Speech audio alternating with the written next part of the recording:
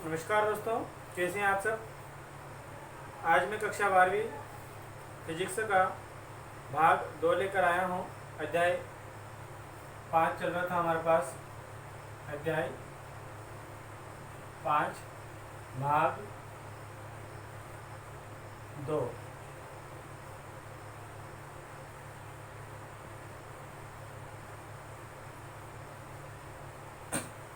भाग 1 हमने पढ़ लिया था। आप लोगों ने उसको अच्छी तरह से पढ़ लिया होगा।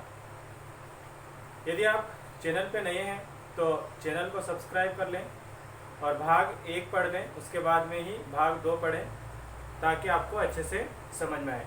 भाग 2 के अंतर्गत हम पढ़ेंगे, हमने भाग 1 में पढ़ा था चुंबक क्या होता है, चुंबक की परिभाषा पढ़ी थी, चुंबक की विशेषताएं पढ़ी थी। आज हम पढ़ेंगे चुंबक में किन किन वस्तुओं को क्या क्या बोला जाता है, उसके बारे में पढ़ेंगे। क्वेश्चन है हमारे पास, चुंबक से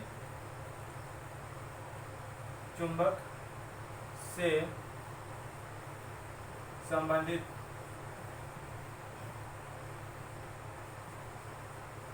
निम्नलिखित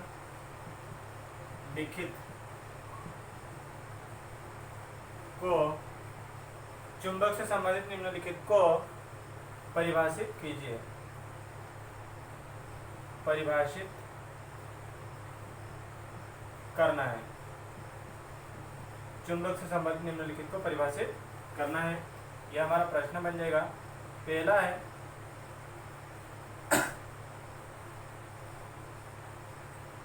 चुंबकीय अक्ष। दूसरा आ जाएगा अपने पास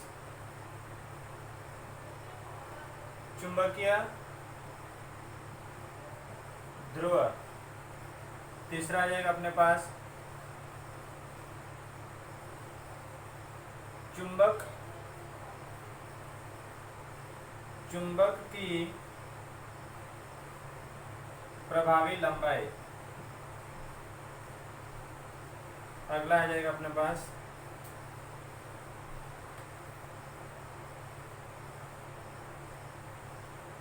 चुंबकीय प्रेरण। ये अपने पास टॉपिक आ जाएंगे। अब बारी बारी से हम इनको देखेंगे कि किसको क्या कहते हैं। एक और पॉइंट है यहाँ पर, इसको बाद में लिखेंगे। चुंबकीय याम्योत्तर। चुंबकीय याम्योत्तर। अगला है चुंबकीय प्रेरण। ये 5 टॉपिक हैं। इन 5 टॉपिक के बारे में हम अच्छे से पढ़ेंगे। तो आप लोग इसका स्क्रीनशॉट ले लें, प्रश्न बना लें, निम्नलिखित को परिभाषित कीजिए, फिर हम बारी बारी से पढ़ेंगे। स्क्रीनशॉट ले लिया। अब हम पहला पॉइंट डालेंगे आप लोग, फिर उसमें लिखेंगे पहला पॉइंट डाला, फिर से उत्तर में, ये तो प्रश्न था, फिर से उत्तर में हमने पॉइंट डाला चुंबकीय अक्ष। क्या पॉइंट आ जाएगा? चुंबकीय अक्ष।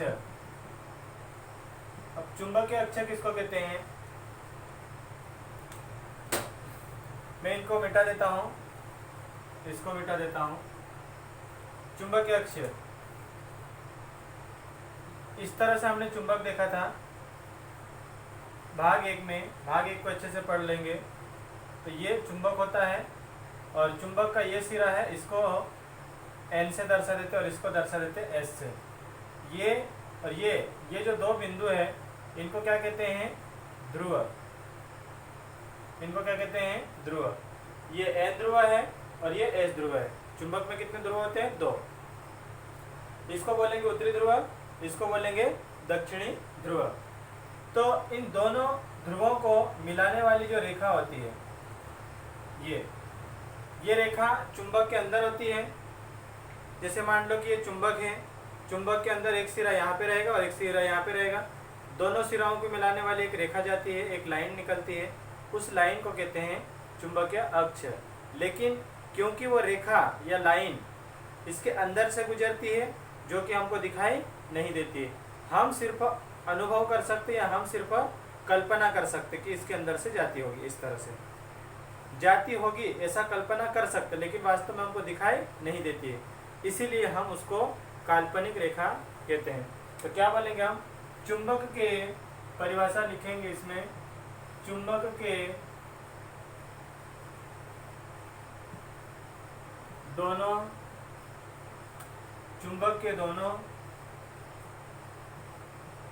ध्रुवों को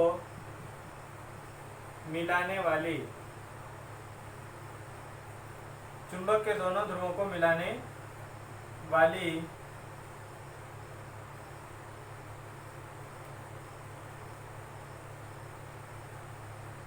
चुंबक के दोनों ध्रुवों को मिलाने वाली काल्पनिक रेखा को चुंबकीय अक्ष कहते हैं। चुंबकीय अक्ष कहते हैं। ये इसकी परिभाषा हो जाएगी चुंबकीय अक्ष की। क्या बोलेंगे, चुंबक के दोनों ध्रुवों को मिलाने वाली काल्पनिक रेखा को चुंबकीय अक्ष कहते हैं। इसके बाद में ये चित्र बना लेंगे इसका एक ध्रुव ये है, इसका एक ध्रुव ये है, दोनों ध्रुवों को मिलाने वाली ये रेखा है, और इसी रेखा को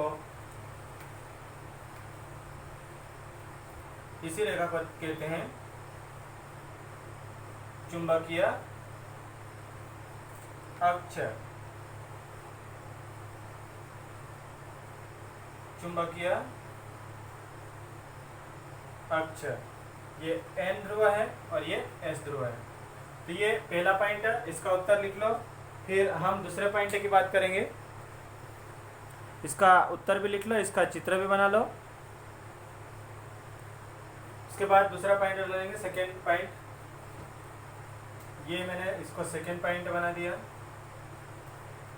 स्क्रीनशॉट ले लेंगे, इतना जल्दी लिख नहीं पाएंगे, और अगर लिखना चाहें तो क्या लिखेंगे, चुंबकीय अक्ष पॉइंट डाला, उसमें लिखेंगे चुंबक के दोनों ध्रुवों को मिलाने वाली काल्पनिक रेखा को चुंबकीय अक्ष कहते हैं। उसके बाद चित्र बना लेंगे। अब दूसरा पॉइंट हो जाएगा अपने पास चुंबकीय ध्रुव। चुंबकीय ध्रुव,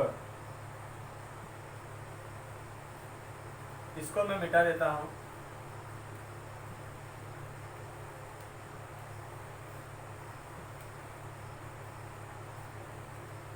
चुंबकीय ध्रुव क्या होता है, ध्यान से देखेंगे आप लोग। जैसे मान लो कि ये हमारे पास चुंबक है। अगर हम एक बर्तन में, कोई से भी बर्तन में, थाली में ले लो, कहीं भी बर्तन में लोहे के बारीक से बुरादे, यानी छोटे छोटे बुरादा, लोहे का बुरादा, बहुत सारा बुरादा भर दे बर्तन में। उसके बाद में उसमें इस चुंबक को डुबा देते हैं।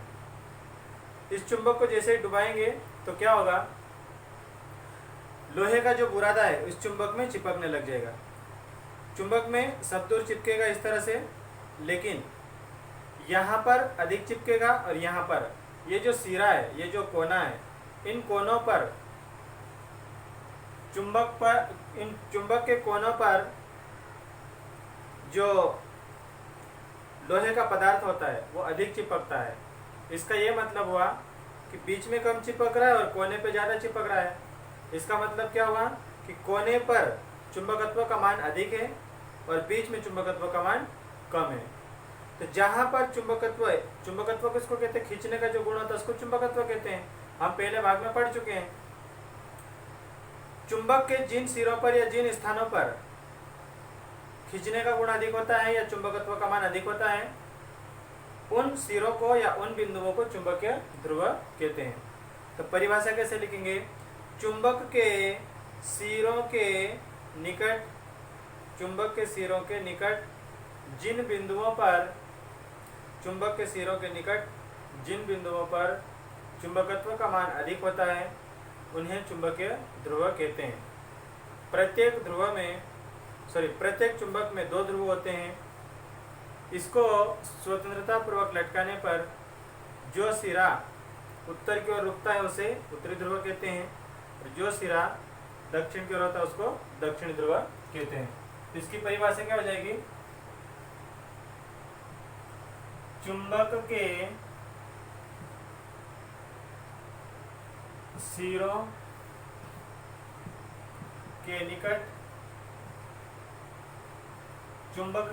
के निकट जिन बिंदुओं पर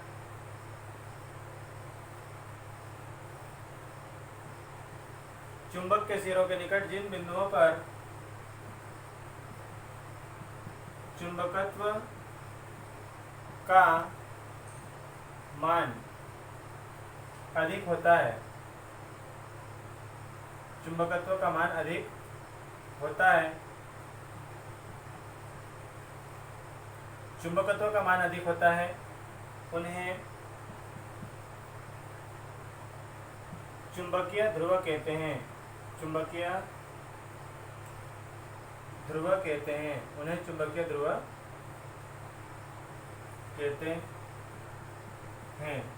जैसे मान लो ये हमारे पास चुंबक है, ये हमारे पास चुंबक है। चुंबक का एक ये सिरा है और एक ये सिरा है, इनको क्या कहते हैं? ध्रुव कहते हैं। इसको नाम देते हैं हम N, इसको नाम दिया हमने S। जरूरी नहीं है कि हम N इधर दें और S इधर दें, N इधर दे सकते हैं और S को इधर भी दे सकते हैं, मतलब अदला बदली भी इसको कर सकते हैं। इन दोनों को मिलाने वाली रेखा को क्या कहते हैं? चुंबकीय अक्ष। पहली परिभाषा हमने इसकी पढ़ी थी, चुंबकीय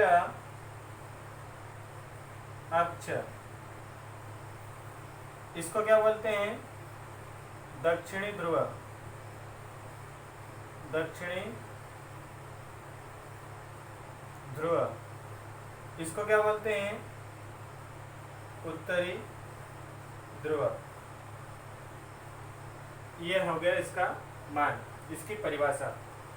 अब इसको जल्दी से उतार लें, और उतार लिया होगा साथ में ही। अब तीसरा पॉइंट डालें हम, अगला पॉइंट। इसका चित्र बना लो फटाफट, फिर अगला पॉइंट डालें हम।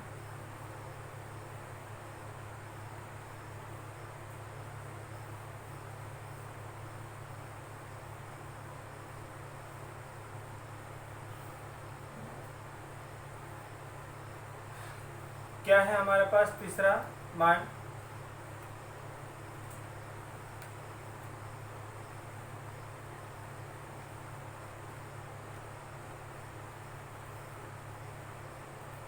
चुंबक की प्रभावी लंबाई। तीसरा पॉइंट है क्या अपने पास? चुंबक की प्रभावी लंबाई। प्रभावी लंबाई किसको कहते हैं? सिंपल है। तीसरा पॉइंट है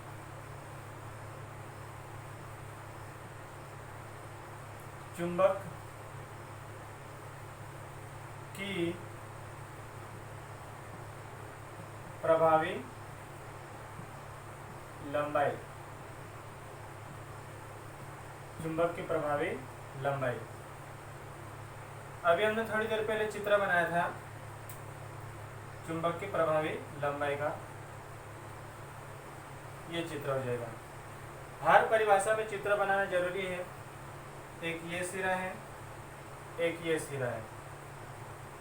इन दोनों सिराओं को मिलाने वाली रेखा को चुंबकीय अक्ष कहते हैं। और इन एक को नाम दिया था हमने N ध्रुव, एक को नाम दिया था हमने S ध्रुव। इनको हिंदी में लिखा था हमने उत्तरी ध्रुव और दक्षिण ध्रुव।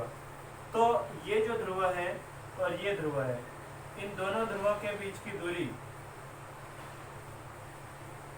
इन दोनों ध्रुवों के बीच की दूरी, यहाँ से लेकर यहाँ तक की जो दूरी है उसको 2L से दर्शाते हैं। और इन दोनों ध्रुवों के बीच की जो दूरी है 2L, इसी को कहते हैं प्रभावी लंबाई। क्या कहते हैं इसको? प्रभावी लंबाई। चुंबक की प्रभावी लंबाई। इन दोनों ध्रुवों के बीचों बीच का जो बिंदु है, पॉइंट है, इस बीचों बीच के पॉइंट को O से दर्शाते हैं। और इसको कहते हैं चुंबक का केंद्र। ये क्या हो जाएगा, ये केंद्र। तो परिभाषा कैसे लिखेंगे, चुंबक के दोनों ध्रुवों के बीच की दूरी को प्रभावी लंबाई कहते हैं। यह प्रभावी लंबाई कहते हैं। यह लंबाई चुंबक की वास्तविक लंबाई से थोड़ी सी कम होती है। थोड़ी सी कम होती मतलब चुंबक वास्तव में यहाँ से लेकर यहाँ तक लंबा है, लेकिन यहाँ पर हमको क्या दिखाई दे रहा है, यहाँ पर दिखाई दे रहा है कि ये जो लंबाई है, प्रभावी लंबाई है, पूरी की पूरी चुंबक के बराबर नहीं है, थोड़ी सी कम है, इधर भी थोड़ी सी कम है। तो इसकी परिभाषा क्या हो जाएगी, इसकी परिभाषा ये हो जाएगी कि चुंबक के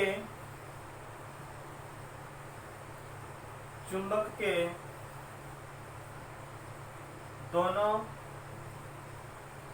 ध्रुवों के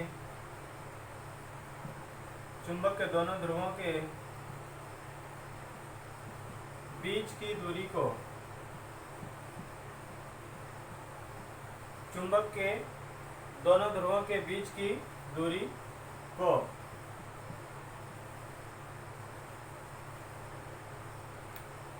चुंबक की प्रभावी लंबाई कहते हैं। चुंबक की प्रभावी लंबाई कहते हैं। इसे 2L से प्रदर्शित करते हैं।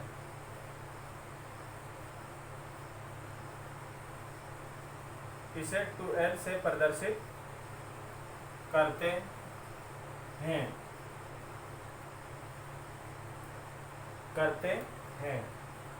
इधर लिख रहा हूं मैं, यहाँ पे बोर्ड चमक रहा है इसलिए मैं नहीं लिख रहा हूँ। 2L से प्रदर्शित करते हैं। यह लंबाई चुंबक की वास्तविक लंबाई से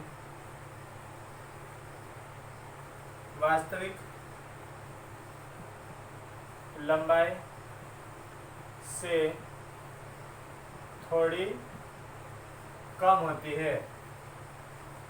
यह लंबाई चुंबक की वास्तविक लंबाई से थोड़ी कम होती है। ये लिख दिया। उसके बाद में चित्र बना लेंगे। तो लिख लो इसको और उसके बाद में चित्र बना लेना। पूरा लिख लें, उसके बाद में चित्र बना लेना। अगर लिख नहीं पाते हैं, साथ साथ में लिखते चले जाएं। अगर साथ साथ में लिख नहीं पाते तो स्क्रीनशॉट ले लिया करो। क्रम से स्क्रीनशॉट लेते जाओ और फिर बाद में आराम से बैठ के उतार लेना, पर उतारना जरूर। ये था अपना चुंबक की प्रभावी लंबाई या चुंबक की प्रभावी लंबाई। अब हम आगे देखें। अगला, इसको उतार लिया होगा और चित्र बना लिया होगा।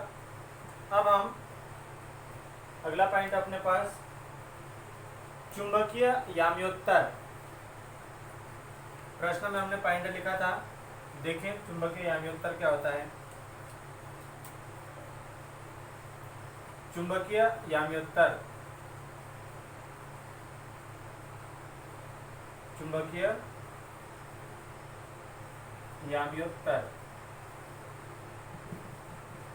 ये पॉइंट हो जाएगा अपना फोर्थ वाला।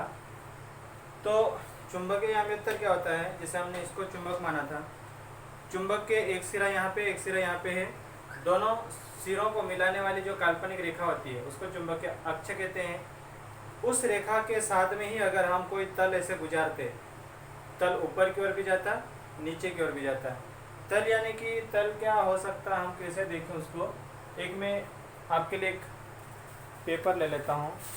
तो जैसे मान लो कि ये चुंबक है और इसी चुंबक का जो चुंबकीय अक्ष इसके अंदर होगा, तो इसके चुंबकीय अक्ष से मतलब इसके बीचों बीच से ऊपर भी और नीचे भी, ऊपर नीचे ऐसा कोई तल गुजरता, तो इस तल को जो चुंबकीय अक्ष के लंबवत है और ऊर्ध्वाधर दिशा में, ऊर्ध्वाधर मतलब ऊपर नीचे इस तरह से है, तो इस ऊर्ध्वाधर लंबवत तल को चुंबकीय याम्योत्तर कहते हैं। तो परिभाषा क्या हो जाएगी इसकी, चुंबकीय अक्ष के लंबवत गुजरने वाले ऊर्ध्वाधर तल को चुंबकीय याम्योत्तर कहते हैं। ये अपने पास प्रश्न हो जाएगा, सॉरी उत्तर हो जाएगा उसका, चुंबकीय याम्योत्तर का उत्तर हो जाएगा अपने पास। तो आप लोग इसको लिखेंगे, मैं बोल रहा हूँ आप लोग लिखना।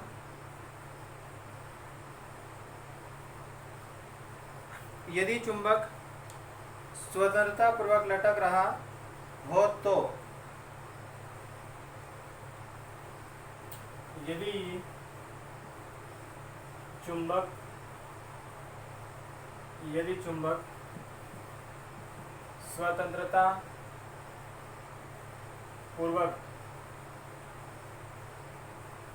चुंबक स्वतंत्रता पूर्वक लटक रहा हो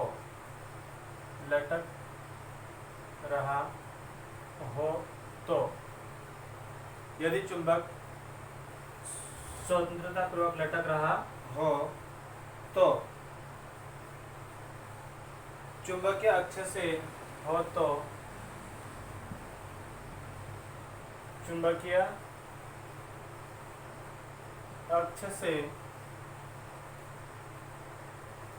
अक्ष से गुजरने वाले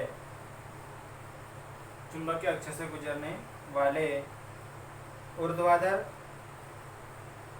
काल्पनिक तल को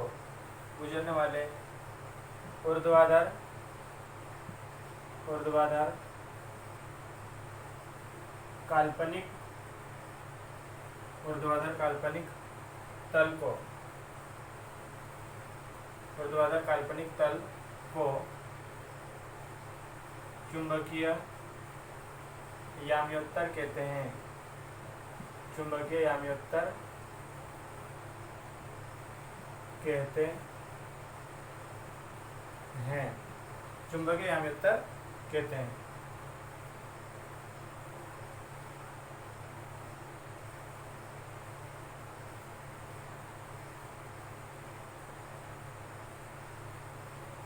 ये चुंबक है और ये चुंबकीय अक्ष है।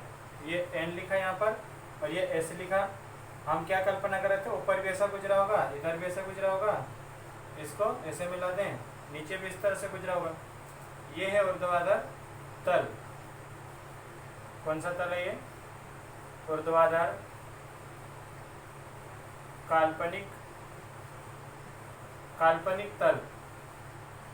दिख नहीं रहा हो तो मैं बोल रहा हूँ, लिख लेना, ऊर्ध्वाधर काल्पनिक तल। और इसी को क्या कहते हैं? चुंबकीय याम्योत्तर। चुंबकीय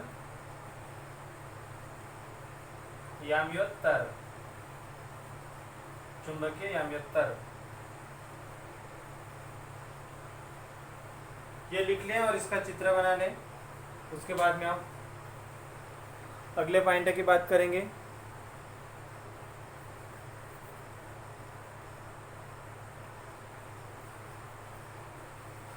अब अगला पॉइंट है अपने पास आता है, लास्ट पॉइंट है इसका,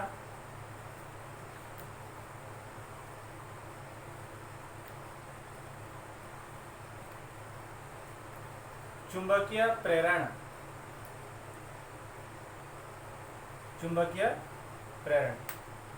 क्या होता है चुंबकीय प्रेरण? देखें हम। चुंबकीय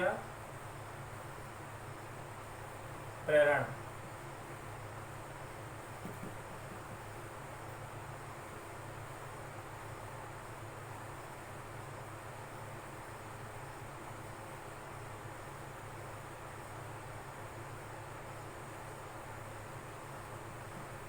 चुंबकीय प्रेरण, जैसे मान लिया हमने कि ये चुंबक है और मान लिया कि ये दो लोहे की वस्तु है। आप लोगों ने देखा है कि अगर हम ये लोहे की वस्तु और ये लोहे की वस्तु, अगर दो लोहे की वस्तु को आपस में टकराएंगे या चिपकाएंगे तो वो नहीं चिपकेगी।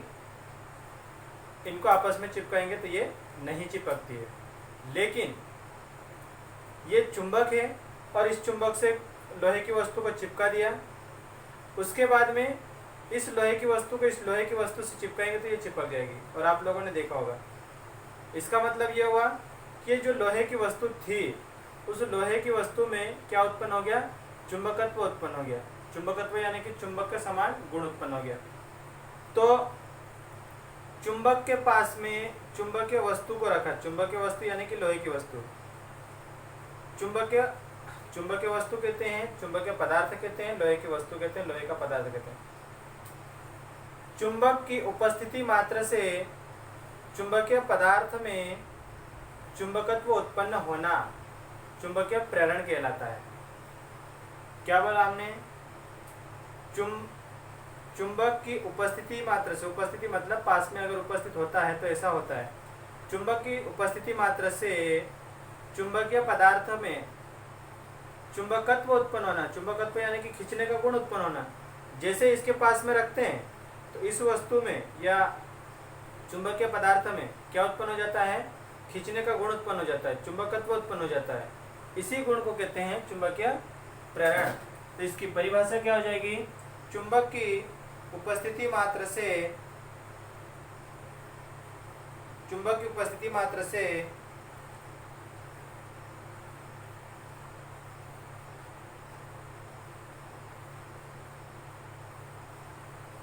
इसको सरल भाषा में ऐसे भी लिख सकते हैं, यदि किसी चुंबक के पास में लोहे की वस्तु को रखते हैं तो लोहे की वस्तु में चुंबकत्व स्वयं उत्पन्न हो जाता है। उसे, इस गुण को चुंबकीय प्रेरण कहते हैं।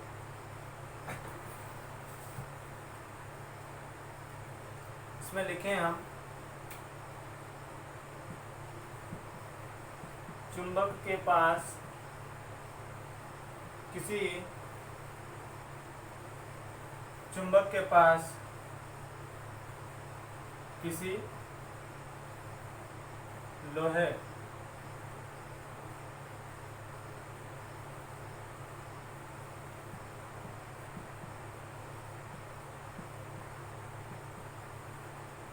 चुंबकीय पदार्थ या लोहे की वस्तु, लोहे की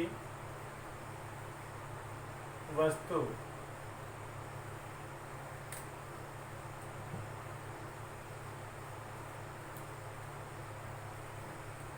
किसी लोहे की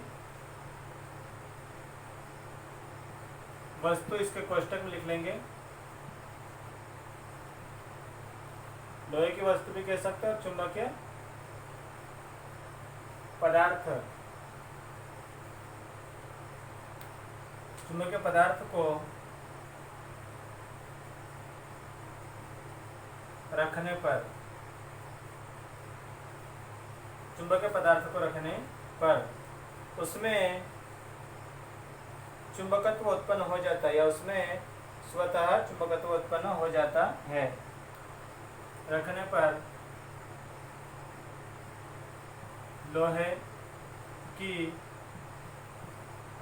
लोहे की वस्तु में भी, लोहे की वस्तु में भी चुंबकत्व, लोहे की वस्तु में भी चुंबकत्व उत्पन्न हो जाता है।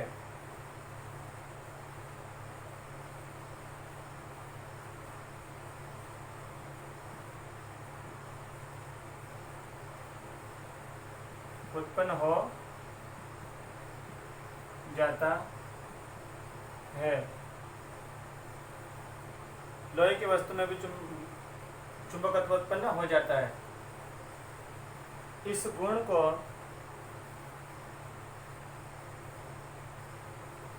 चुंबकीय प्रेरण कहते हैं। इस गुण को चुंबकीय प्रेरण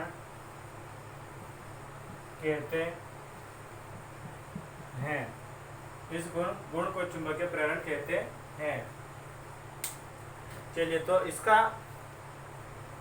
आज के जितने पॉइंट थे हमारे पास उतने पॉइंट समाप्त हो चुके हैं। इसको आप अच्छे से उतार लेंगे, अच्छे से याद कर लेंगे और इसके आगे हम अगले भाग में देखेंगे।